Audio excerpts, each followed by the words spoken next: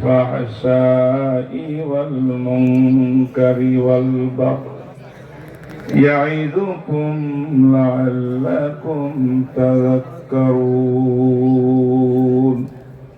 صدق الله مولانا العظيم وقال النبي صلى الله عليه وسلم كن عالما أو متعلما أو متبعا أو محبا ولا تكن خامسا فتهلك أو كما قال النبي عليه الصلاة والسلام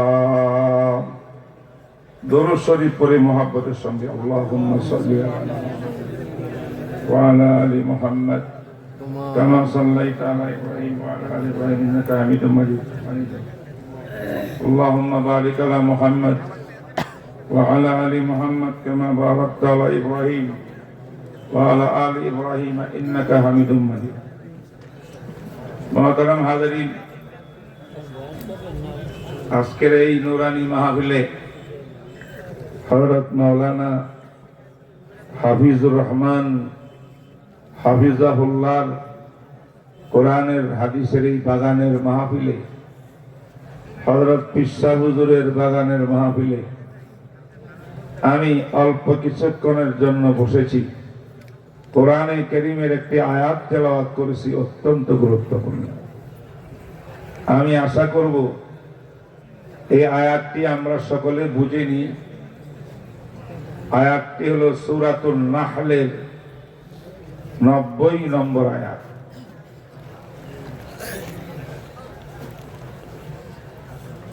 কোরআনে কারীমে এটা সূরা আছে না, সূরা নাহল বলেন না, আছে না নেই? আয়াত নম্বর কত? জনাবে রাসূলুল্লাহ সাল্লাল্লাহু আলাইহি ওয়াসাল্লামের একজন দুধ ভাই ছিলেন, তার নাম ছিল ওসমান ইবনে মাযউন রাদিয়াল্লাহু তাআলা আনহু। কি নাম বলেন? ওসমান ইবনে মাযউন, ওয়া আইন ওয়াও নুন, মাযউন। বড় পেয়ারা ভাই, নবী আলাইহিস সালামের দরবারে বারবার গিয়েছেন নবীজির দুধ ভাই। মানুষের দেখা দেখি কালেমা পড়েছেন, কিন্তু ঈমানটা কালেমাটা কলবের ভিতরে ঢুকে নাই।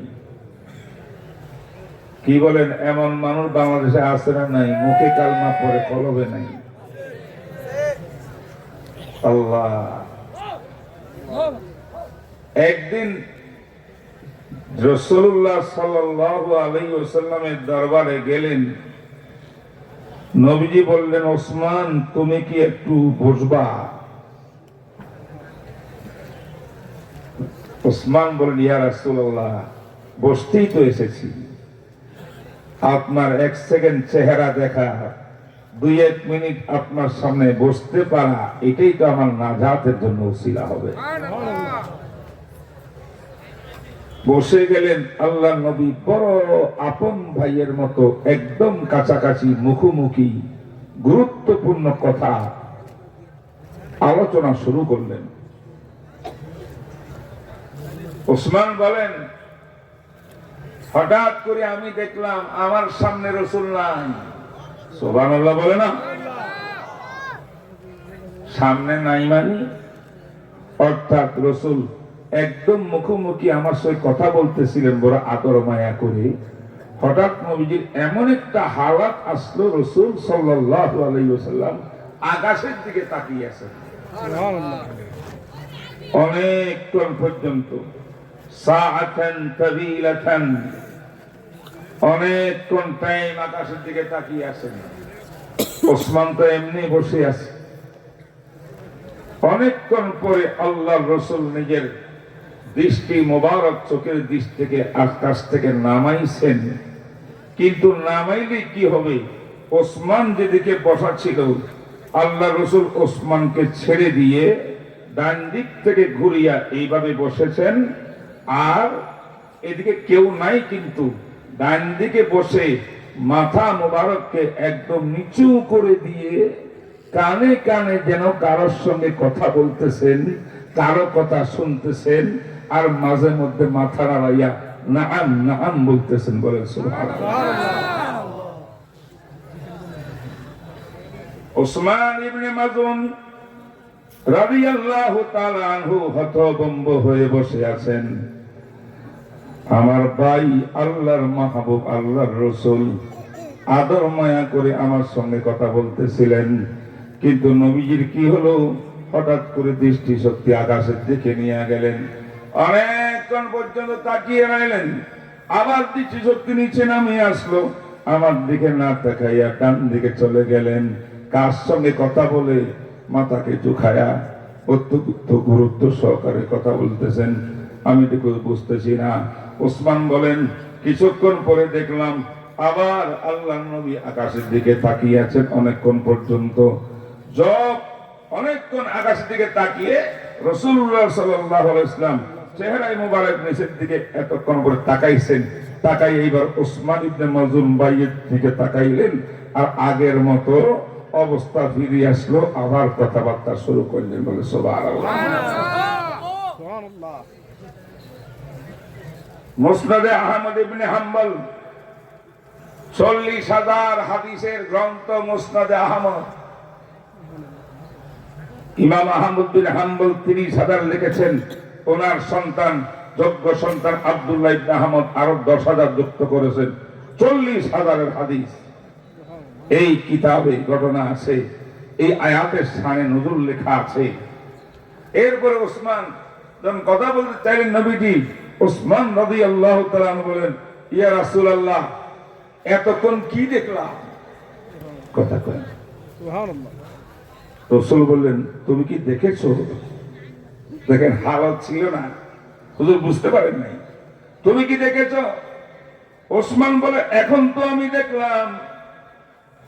আল্লাহর নবী জিজ্ঞাসা করলেন, কি দেখলা ওসমান? আপনি অনেকক্ষণ পর্যন্ত আকাশের দিকে তাকিয়েছিলেন বহুক্ষণ, এরপরে আবার দৃষ্টি শক্তি নামিয়েছেন, আবার ডান দিক দিয়ে ফিরে গেলেন, কার সঙ্গে যেন কথাবার্তা বললেন, আবার আকাশের দিকে দৃষ্টি শক্তি নিয়ে গেলেন, অনেকক্ষণ পরে এখন আপনি নরমাল হইলেন। ইয়া নবী আল্লাহ, ইয়া হাবিব আল্লাহ, কতবার আমি আপনার দরবারে এসেছি, কোনদিন এই সমস্ত কাণ্ড দেখি নাই, আজকে দেখলাম, আপনি একটু ব্যাখ্যা দিবেন কিনা, এইগুলা কি হইল? আল্লাহ নবী ওসমান, দেখেই যখন বলছো, আমি তোমাকে বলতে চাই রে ওসমান, কিছুক্ষণ পূর্বে আল্লাহ পাক রব্বুল আলামিন ফেরেশতাকে পাঠাইছিলেন আমার কাছে। সুবহানাল্লাহ। এই ফেরেশতার আগমনের সময় আমি আকাশের দিকে তাকিয়েছিলাম, অনেকক্ষণ পরে ফেরেশতা নামি আমার পাশে এসেছেন, যেই পাশে বসছেন আমি সেই দিকে ফিরিয়া বসছি আদবের সাথে। এরপরে ফেরেশতা আল্লাহর পক্ষ থেকে আমাকে কোরআন কারীমের একটি আয়াত দিলেন, আয়াতটা আমি শুনলাম আর মুখস্থ করলাম। বলেন সুবহানাল্লাহ। আবার যখন আয়াতটা দিয়ে নাজিল করে ফেরেশতা চলে যাচ্ছিলেন, আবার আমি ফেরেশতার পিছন দিকে তাকিয়েছিলাম, এই জন্য আবার উপর আকাশের দিকে নজর দিয়েছি। এখন নরমাল অবস্থা, আমি তোমার সঙ্গে কথা বলছি।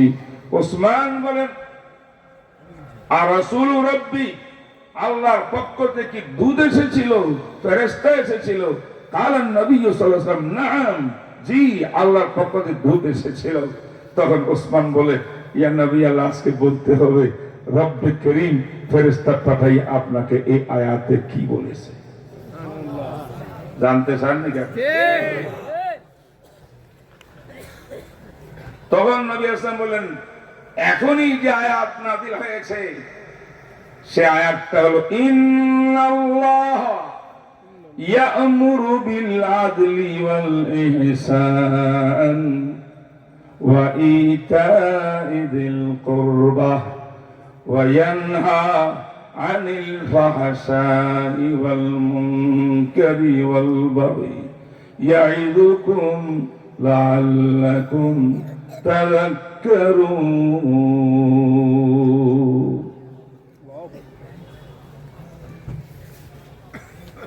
বুঝে আসছে কিনা?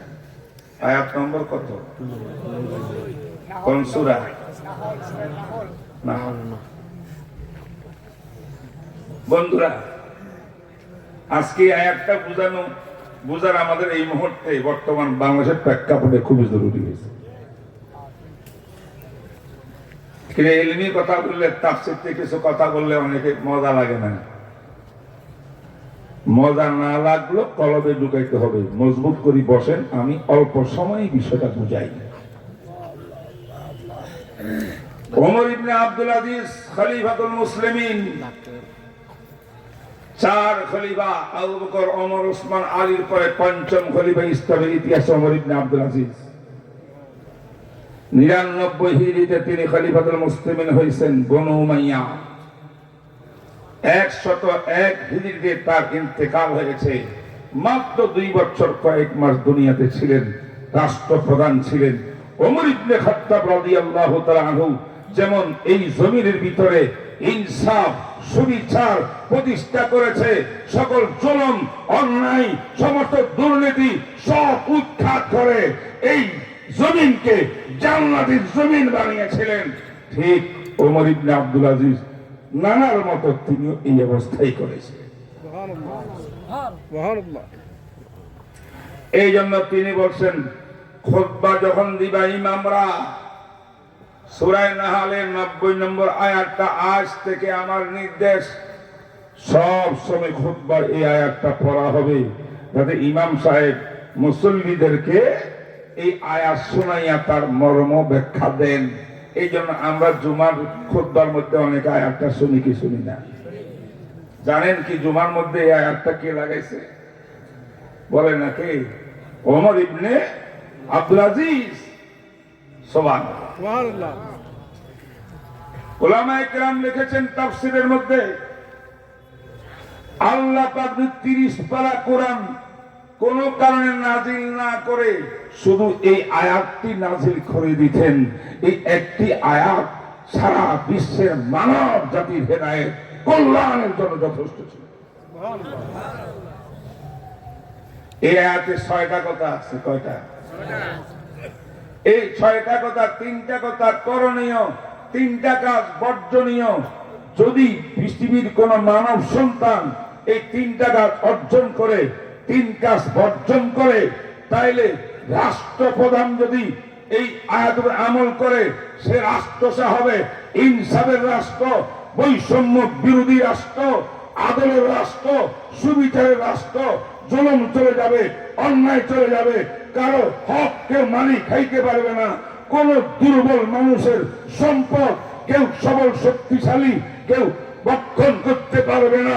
কোন নিরীহ মানুষকে রাস্তায় ধরে গুলি মেরে হত্যা করতে পারবে না। ইনসাফ আর ইনসাফ কায়েম হবে।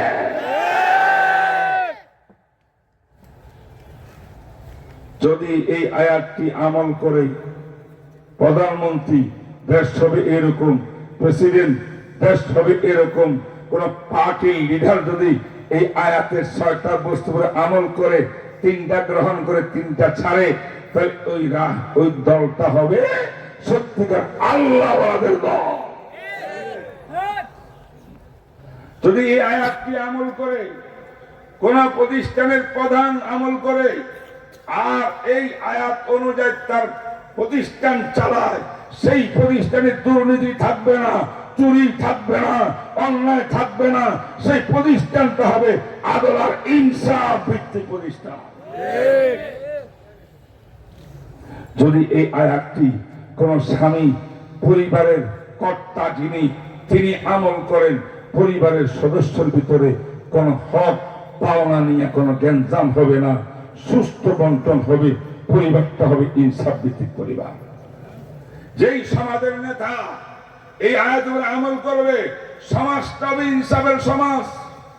কারো অধিকার নিয়ে কেউ চিনিমিনি খেলতে পারবে না। মুফাসসিরিন কেরামের এই বক্তব্য, কি আছে এমন জাদু এই আয়াতের মধ্যে? এবার সামান্য শুনেন।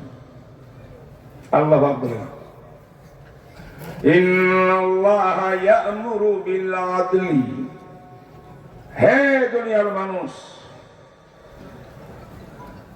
আমি আল্লাহ আমি তোমাদেরকে নির্দেশ দিচ্ছি, আদেশ।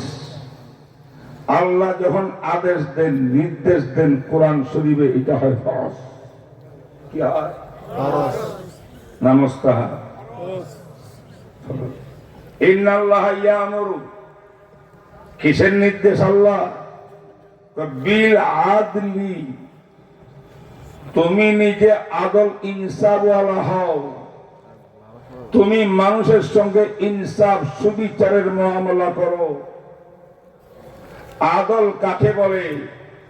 আদলের বহু ব্যাখ্যা, তার মধ্যে একটা ব্যাখ্যা হইল পৃথিবীতে প্রত্যেকটা মানুষ অনেক লোকের দায়িত্ব কাঁধের মধ্যে নিয়ে জন্মগ্রহণ করে, একে অপরের কাছে পায় হক অধিকার। প্রত্যেক মানুষের অধিকার যথার্থভাবে আদায় করার না হলো ইনসাফ করা। রাষ্ট্রপ্রধান ইনসাফ করবে, ওই দেশের প্রত্যেকটি জনগণ প্রত্যেকটি লোকের সঙ্গে তাদের পাওনা ঠিক ঠিক মতো রাষ্ট্রপ্রধান আদায় করবে। স্বামী স্ত্রীর হক আদায় করবে, পিতা মাতা সন্তানের হক আদায় করবে, সমাজের নেতা সমাজের লোকজন গরিবের হক ধনীর হক প্রত্যেক লোকের হক আদায় করবে, পাওনা সুষ্ঠুভাবে দিবে, এবং দলের নেতা তার দলের লোকদের অধিকার ঠিক মতো দিবে। এক কথায় মানব জাতির জীবনের প্রত্যেকটি সেক্টরে যদি প্রত্যেকের হক সঠিকভাবে আদায় করা হয়, তার নাম ইনসাফ আর আদল। এই আদল ইনসাফ কায়েম করার জন্য আল্লাহ পাক এই আয়াতে নির্দেশ দিয়েছেন। মুহাম্মদুর রাসূলুল্লাহ দুনিয়ার মধ্যে এসেছিলেন এই আদল আর ইনসাফ কায়েম করার জন্য। কথা ঠিক না বেটি বলে?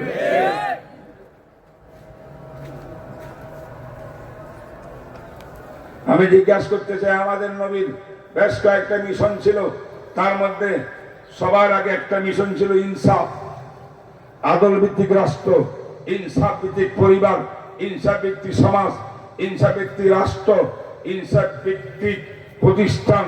সেই কোন বিষয়ে সুবিচার হবে, অবিচার করতে পারবে না, জুলুম করতে পারবে না, আদল করতে হবে। আল্লাহু আকবার। আমার আল্লাহ ছিলেন আদেল, আদল করনেওয়ালা। ময়দানে হাসরে আল্লাহ বলেন, লা যুলমাল ইয়াউম, কোন অত্যাচার, কোন কারো হক আজকে নষ্ট করা হবে না। যে যাহা আমল করেছো এক বিন্দু হইলে মিসকালু যাররাতিন, সেটাও আমি আল্লাহ তোমার আমলনামায় উঠে। আমার নবী বলেছেন, আমি আদেল ইনসাফ, আমার সুবিচারের কথা এক বুখারীর হাদিসের মধ্যে আছে, ইল্লাম আদেল ফামা ইয়াদেল, আমি মুহাম্মদুর রাসূলের রক্ত মাংস ইনসাফ, এই ইনসাফ আমি না করলে পৃথিবীতে আর কেউ ইনসাফ করতে পারবে না। আল্লাহু আকবার। রাসূলুল্লাহ সাল্লাল্লাহু আলাইহি ওয়াসাল্লাম গনিমতের মাল সম্পদ নিয়ে বসছেন, মুজাহিদিনদেরকে বন্টন করতেছেন। ফ্রিভাবে বসে নবীজির হাতে ছোট একটা ব্যাগ ছিল, ছোট এক ধরনের, এই ব্যাগ নিয়ে এমনি হাতে কথাবার্তা বলতেছিলেন। পাশে একজন সাহাবী ছিল, একটা কাপড় নিয়ে, এই কাপড়টা এক কাপড় এক চাদর যখন শরীর ডাকে তখন এদিক সেদিক খোলা থাকে না, এই খোলা বসে আছে নবীজির সামনে। কেমনে কেমনে নবীজির হাতের লাঠির মাথাইটা ওই সাহাবীর এখানে পেটের মধ্যে লাগছে, গুতা লাগছে। গুতাটা একটু জোরে লাগছে, নবীজির অজান্তে লাগছে। সাহাবী উহু করে উঠছে। আল্লাহর নবী বলেন, সাহাবী কি হয়েছে? ওই ইয়া রাসূলুল্লাহ, আমি তো ব্যথা পাইছি। ইন্না লিল্লাহ, আমি ব্যথা দিছি তোমাকে? আমি নবী তো দুনিয়ার মধ্যে কোন মানুষের দাবি নিয়ে আল্লাহর কাছে আমি দণ্ডমান হব না। তুমি ব্যথা দিয়ে থাকো, আমি তো অন্যায় করেছি তোমার প্রতি, আমি তো আদেল ইনসাফ প্রতিষ্ঠা করার জন্য এসেছি, তোমাকে কেমন কষ্ট দিলাম, সর্বনাশ। সাহাবী বলেন, ইয়া রাসূলুল্লাহ, তাইলে এখন তার প্রতিকার কি? ওই প্রতিকার হইল তুমি আমাদের প্রতিশোধ নিয়ে, দুনিয়াতে প্রতিশোধ নিয়ে আল্লাহ যেন আমার না ধরে। তখন সাহাবী বলেন, প্রতিশোধ কেমনে? এবং রাসূল বলেন, যে ব্যাগ দিয়ে আমি গুতা মারছি, এই ব্যাগটা হাতে লাও, তুমি আমার পাশে আসো, আসিয়া যেইভাবে আমি রাসূলের হাতে গুতা খাইছো, ওইভাবে তুমি আমার গায়ে শরীরে একটা গুতা মারো, সমান সমান, যাতে সব ইনসাফ প্রতিষ্ঠা হয়ে যায়। আল্লাহ পাক তোমাকে না ধরে আর আমাকে না ধরে। সুবহানাল্লাহ। রাসূল এই সাহাবী উদ্দেশ্য আরেকটা ছিল, তাড়াতাড়ি ব্যাট নিয়ে নিছে, সমস্ত সাহাবা পেরেশান, ইন্না লিল্লাহ। রাসূলুল্লাহ সাল্লাল্লাহু আলাইহি ওয়াসাল্লামের থেকে যদি দেখে প্রতিশোধ নেয়, তার ঠিকানা কোন জায়গায় হবে আল্লাহ জানে। এই পাগল নাকি করে কি, কিন্তু ব্যাট নিয়ে রাসূলের সামনে গেছে, দেখে ইয়া রাসূলুল্লাহ প্রতিশোধ নিতে চাইলাম কিন্তু হবে না। নবী বলেন কেন হবে না? আপনি যখন গুতা মারছিলেন আমার শরীরে কাপড় ছিল না, আপনার চাদর পরিধান করে আসেন, উপরে মারলে তো সমান সমান হবে না, এটা খুলতে হবে। সঙ্গে সঙ্গে নবী আলাইহিস সালাম নিজের চাদর মোবারককে খুলে দিয়েছেন। যখন শরীর থেকে চাদর পরে গেছে, নূরানি এই চেহারা ঝকঝক ঝকঝক করতেছে। এই সাহাবী ব্যক্তি উড়াল মারে ফেলে দিয়া জড়াই দড়ি নবী আসলামের বুকের মধ্যে ধরিয়া চুম্বন করা শুরু করেছে। সম্মান করতে করতে রাসূলের মোহরে নবুয়ত ছিল পিঠের মধ্যে, খতমে নবুয়ত, মোহরে নবুয়ত, এটার মধ্যে চুম দিছে। এবার রাসূল জিজ্ঞাসা করে, তুমি কি করলা?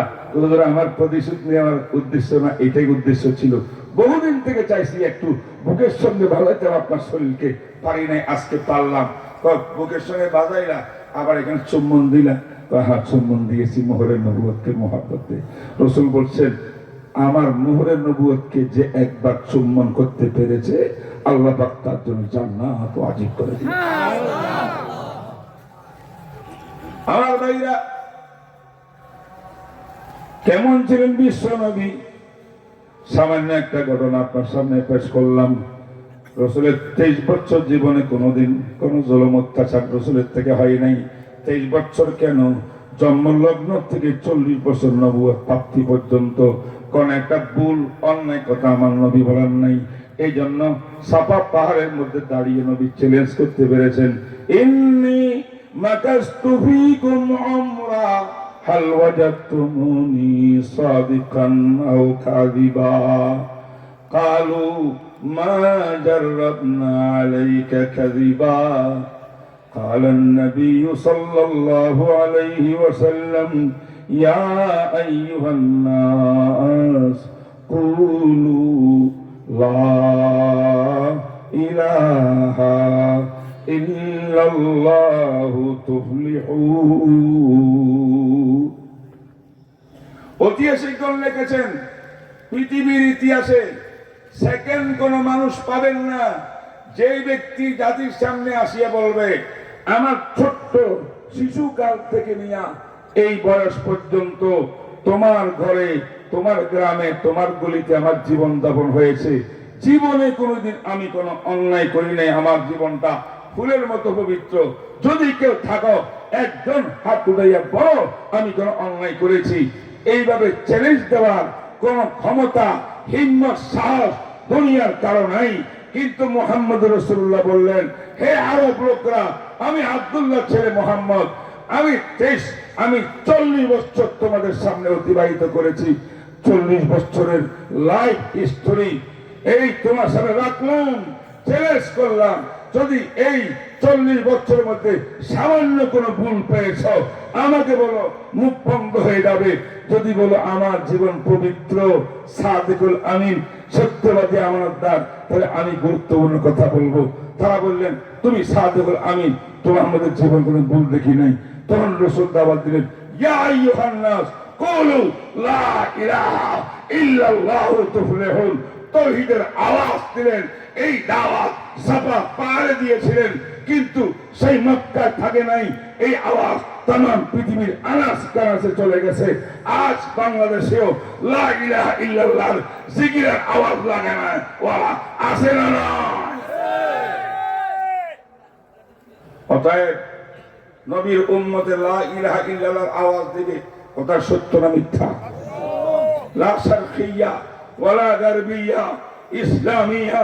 ইসলামিয়া আমরা বাম বুঝি না, রাম বুঝি না, আমরা আব্রাহাম লিঙ্কন বুঝি না, মাও সেতুং বুঝি না, আইনস্টাইন বুঝি না, লেনিন বুঝি না। আমরা একজনকে মানি, তিনি আমার আল্লাহ, আর তার রাসূলকে মানি, তিনি আমার আইডল। আল্লাহ নবী আমার আইডল, আইকন, আল্লাহ আমার মাহবুব। এই হবে মুসলমানের জীবন। প্রত্যেক মুসলমান আল্লাহ রাসূলের বিধান অনুযায়ী আমল করা ব্যক্তিগত জীবনে, পারিবারিক জীবনে, রাষ্ট্রীয় জীবনে, রাজনৈতিক জীবনে, নির্বাচনী জীবনে, সর্বক্ষেত্রে এটাই মুসলমানের দায়িত্ব। দায়িত্ব এর বাইরে যাওয়া মুসলমানের জন্য যায় না। কথা ঠিক না বেঠিক বলে? কই যাও মুসলমান, যাও কই? যাওয়ার রাস্তা নাই। আমরা একদিকে যাবো লা ইলাহা ইল্লাল্লাহ, তাই বলছি। পেশাবুজুর ইঙ্গিত দিয়ে গেছেন।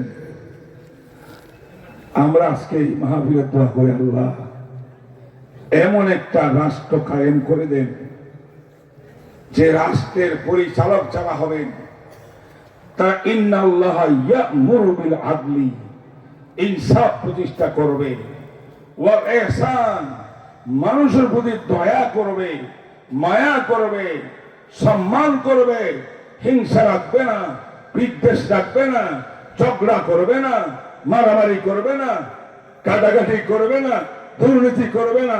ইনসাফ ভিত্তিক সমাজ, হৃদয়বান সমাজ হবে। ওয়াইতাইযিল কুরবা, প্রত্যেকটি আত্মীয় স্বজনের আত্মীয়তার বন্ধন অটুট থাকবে, কোন আত্মীয়তার বন্ধনকে ভঙ্গ করা যাবে না।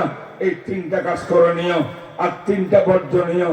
ওয়ায়ানহা আনিল ফাহশা, অশ্লীল কাজ মুসলমান কোনদিন করতে পারে না।